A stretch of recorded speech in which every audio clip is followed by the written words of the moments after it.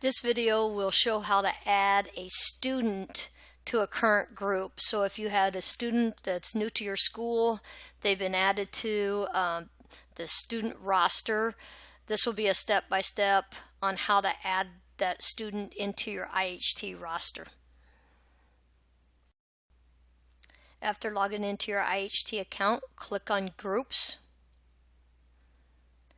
Then you will want to click on the class period in which the student is going to join.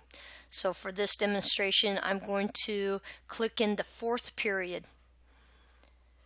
So I have a new student to our school district and we're going to add them into our 4th period class.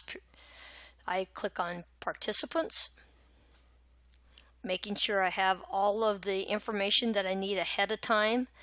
Then add New Student. First thing I'm going to do is import their student ID number, import their last name, add then first name, date of birth,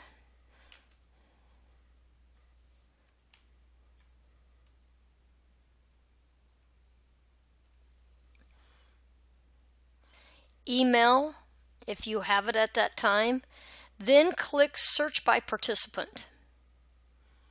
Wait a few seconds.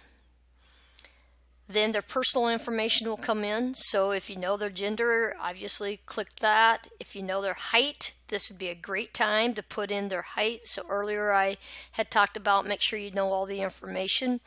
So if I know their height, like I said, I'd put it in then. If I know their weight, I can add that at this time.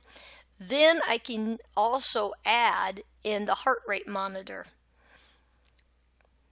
Come down to the bottom, click Save. Then just to double check your work, go back into the top where it says Groups. Click into that class period, Participants. Go down and find that individual's name.